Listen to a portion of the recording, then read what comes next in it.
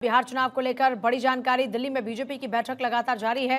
BJP अध्यक्ष JP Nadda के घर पर 3 घंटे से लगातार बैठक चल रही है। गृहमंत्री अमित शाह और बीएल संतोष भी मौजूद हैं। सीट शेयरिंग और उम्मीदवारों के नामों पर हो रहा है मंथन।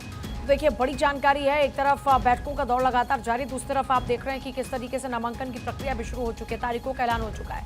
2 चरणों में होने वाले विधानसभा चुनाव के नतीजे 14 तारीख को आने वाले, लेकिन उससे पहले तमाम पार्टियों की ओर से कमर कस ली गई है और जोर आजमाइश में हर पार्टी लगी हुई है। एनडीए, इंडिया ब्लॉक दोनों ही अपनी अपनी ओर से प्रयास कर रहे हैं। इस बीच जेपी नड्डा के आवास पर 3 घंटे से लगातार बैठकें जारी हैं। अब देखिए, क्योंकि सीट शेयरिंग के फॉर्मूले को लेकर भी लगातार चर्चा चल रही है कि सीट शेयरिंग का फॉर्मूला क्या हो। तो सीट शेयरिंग के ऐसी फॉर्मूले में जेडीयू 101, बीजेपी 100, एलजेपीआर को 29 और हमको 7, आरएलएम को 6 सीटें मिल सकती हैं। सोर्सेज के हवाले से मिल रही जानकारी के मुताबिक सीट शेयरिंग का फॉर्मूला ये हो सकता है। और गौरव मेरे साथ इस वक्त जुड़ गए हैं। गौरव, अभी क्या जानकारी मिल रही है, क्या अपडेट है, बैठक से क्या कुछ निकल कर आया? और बिल्कुल देखिए, अगर बात करें इससे पूरे बैठक की, तो बैठक तकरीबन 2.5 घंटे से ऊपर का वक्त हो चुका है। भारतीय जनता पार्टी के राष्ट्रीय अध्यक्ष जेपी नड्डा के आवास पर ये महत्वपूर्ण जो कोर ग्रुप की बैठक है वो चल रही है। और इस बैठक में बहुत चीज़ें साफ हो जाएंगी। खास करके अगर हम सीट शेयरिंग के फॉर्मूले की बात करें, तो जो सहमति बनाने की बात की जा रही है, खास करके अगर हम चिराग पासवान की पार्टी की बात करें, तो लगभग तय हो चुका है। सोर्सेज बता रहे हैं 27 सीटों पर बात बन गई है और चिराग पासवान की तरफ से भी कहा गया है कि ऑल इज वेल।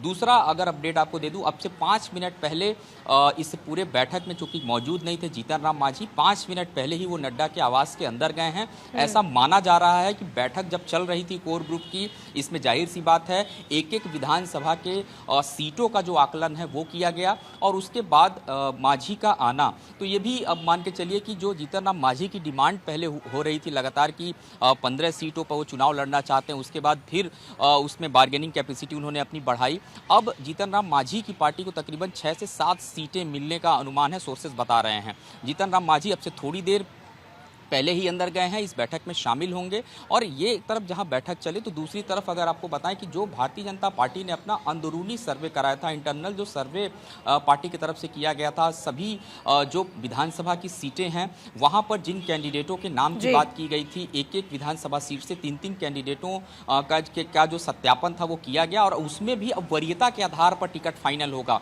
तो ये क्योंकि गृहमंत्री अमित शाह इस वक्त अंदर मौजूद हैं, सोर्सेज बता रहे हैं कि आज इस पर जो कयासों पर ब्रेक है वो आज लगा दिया जाएगा और 13 या 14 तारीख के बीच में जो पहली लिस्ट है वो अपने तरफ से एनडीए जारी कर देगी और आज उस लिस्ट पर जो एक विधानसभा के वाइज जो सीटें हैं उस पर पूरी तरीके से जो बातचीत है इसीलिए की जा रही है। चिराग पासवान के साथ भी आपने देखा होगा, इससे 2 दिन पहले भी भारतीय जनता पार्टी के कई वरिष्ठ नेता, इसके अलावा अगर हम धर्मेंद्र प्रधान की बात करें जो कि प्रभारी के तौर पर भी हैं, उन्होंने भी बातचीत किया, विनोद तावड़े ने उनसे बातचीत किया। तो कुल मिला के कहें कि अब जो सीट शेयरिंग के फॉर्मूले पर जो सहमति बनाने की बात है वो लगभग क्लियर हो चुकी है। और भारतीय जनता पार्टी जिस तरीके से बैठक करती है उसमें जाहिर सी बात है कि सभी चीजें लगभग तय होती हैं। उसको अंतिम रूप कैसे देना है ताकि जब किसी टिकट की, किसी विधानसभा सीट की अगर हम बात करें, एक सीटों का आकलन करने के बाद जब घोषणा की बात करें, किसी तरीके के विद्रोह की कोई तस्वीर कहीं से ना दिखाई दे। तो ये भी रणनीति होती है। इसी वजह से जो ये बैठक है तकरीबन 2.5 घंटे से चल रही है और अभी चूंकि जीतन राम मांझी यहाँ पर पहुंचे हैं, तो जाहिर सी बात है मांझी के साथ भी जो बातचीत है वो की जाएगी और जो 6 से 7 सीटें देने की बात की जा रही है, ऐसा जीतन राम मांझी भी उस पर अब सहमति अपनी देते नजर आ रहे हैं। तो मुझे लगता है कि चीजें बिल्कुल स्पष्ट हो जाएंगी। पूजा, चीजें बहुत ही स्पष्ट हो जाएंगी और इसी का ही लगातार इंतजार किया जा रहा है। लगातार बैठक जारी है।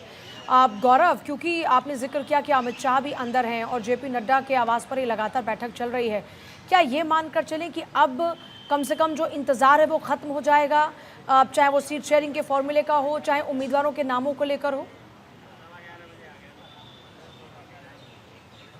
बिल्कुल देखिए, लंबी बैठक है और इस पूरे बैठक में बाकायदे एक रणनीति के साथ सभी जो सीटें हैं अलग अलग जो विधानसभा की उस पर चर्चा जाहिर सी बात है की जा रही है। दूसरी तरफ भारतीय जनता पार्टी की अगर बात करें, जहां जिन सीटों पर भारतीय जनता पार्टी चुनावी मैदान में उतरेगी उस पर भी जो समीकरण है वो बनाया जा रहा है। और इसके अलावा अगर हम बात करें, एक सीटों का अध्ययन चूँकि पहले से किया जाता है, क्योंकि अमित शाह की अगर बात करें तो केंद्रीय गृह मंत्री अमित शाह इस बैठक के अंदर मौजूद है, जेपी नड्डा इस बैठक के अंदर मौजूद है, बिहार के तमाम जो बड़े लीडर लीडर्स हैं, खास करके कोर ग्रुप की बात करें, वो सभी इस बैठक के अंदर मौजूद हैं। तो निश्चित तौर पे एक लंबी बैठक है, तो सभी मुद्दों पर जो बातचीत है वो यहाँ पर होगी। और उसके अलावा कल केंद्रीय चुनाव समिति की भी बैठक होनी है। तो आप ये मान के चलिए कि एक तरफ अगर केंद्रीय चुनाव समिति की बैठक होती है, उसके बाद मुश्किल से 24 घंटे से 48 घंटे के बीच में जो पहली लिस्ट है वो भी अपने तरफ से एनडीए जो है वो जारी कर सकती है। इसीलिए एक मैराथन बैठक आज दिल्ली के अंदर सुबह 11 बजे से शुरू हुआ और अब 3 बजने का वक्त है। 3 बजे तक लगातार ये बैठक, अभी भी ये बैठक लंबी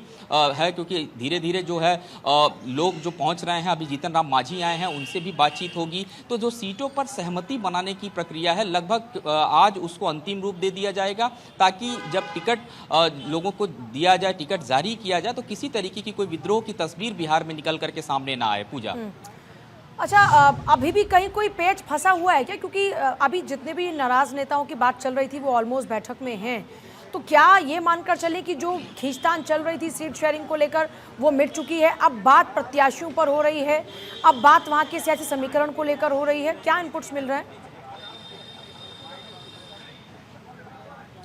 देखिए, बिल्कुल इससे पहले अगर हम देखें कि जो 3 दिन पहले की अगर हम बात करें कि बिहार में भी बैठक हुई, उसके बाद दिल्ली में चिराग पासवान ने अपने आवास पर बैठक किया, तो ये जो बैठकें थी ये उस तरीके की बैठक थी कि लगातार एक मैसेज देने की कोशिश की जा रही थी जो एनडीए के अपने ये सहयोगी दल हैं कि उनकी बात को पूरी तरीके से पार्टी सुने। लेकिन अब वो चीज़ बिल्कुल ख़त्म हो चुका है, क्योंकि ऐसा बीच में आ रहा था कि चिराग पासवान की अगर बात करें तो वो खुश नहीं है, 40 सीटों की डिमांड थी। लेकिन धीरे धीरे जब उनसे भी बातचीत की गई, कुछ अंक गणित उनको भी समझाया गया है चिराग पासवान को, तो ये मान के चलिए कि अब जो 26-27 सीटों की बात यहाँ पर अब निकल करके आ रही है चिराग पासवान की पार्टी के लिए, अगर उस पर पूरी तरीके से लगभग सहमति बन चुकी है। इसके अलावा जीतन राम मांझी की अगर बात करें तो मांझी लगातार 14-15 सीटों की जो अपने तरफ से डिमांड कर रहे थे, यहाँ तक कि उनका दावा ये था कि वो सीटें जीत करके लेकर के आएंगे। तो ये यहाँ पर स्ट्राइक रेट भी जरूर देखा जाएगा, क्योंकि अगर चिराग पासवान की बात करें तो आपको ध्यान हो कि लोकसभा चुनाव के दौरान तकरीबन 5 जो सीटें दी गई थी उस पर चिराग पासवान ने अच्छे स्ट्राइक रेट से उन 5 सीटों पर जीत दर्ज किया था। तो वो अपने तरफ से इस बात को कहते नजर आ रहे थे कि स्ट्राइक रेट को भी कहीं ना कहीं देखा जाए, उसके आधार पर टिकट वितरण किया जाए। तो आप देखिए 26-27 सीटें चिराग पासवान को जो है वो इस पूरे बिहार विधानसभा चुनाव के लिए फाइनल होती है, तो उसमें एक राज्यसभा की भी पेशकश सूत्र बता रहे हैं पार्टी की तरफ से किया गया है। तो यहाँ पर यह सहमति लगभग बन चुकी है। इसके अलावा अगर बात करें जीतन राम मांझी की पार्टी की बात करें तो 5 से 6 सीटें अगर मांझी को मिलती हैं, ऐसा जो सोर्सेज बता रहे हैं, तो ये चीजें बिल्कुल अंक गणित स्पष्ट हो जाएगा। और यहाँ इसी चीज को लेकर के ये बैठक की जा रही है, क्योंकि गृह मंत्री अमित शाह जब बैठते हैं तो एक एक सीटों पर, एक एक विधानसभा के सीटों पर जो आकलन है, जो जमीनी आकलन है, वो उनके तरफ से लगातार किया जाता है और वही काम यहाँ पर चल रहा है। और उसके अलावा जो कल CWC की बैठक होगी तो सारी चीजें बिल्कुल साफ तौर पर उसमें शीशे की तरह स्पष्ट हो जाएगी और 13 तारीख को जो पहली लिस्ट है वो अपने तरफ से एनडीए जारी कर सकता है। पूजा, ठीक है गौरव, बहुत ही शुक्रिया आपका फिलहाल पूरी जानकारी के लिए। बिहार चुनाव को लेकर लगातार हर पार्टी की ओर से पूरी जोर आजमाइश की जा रही है।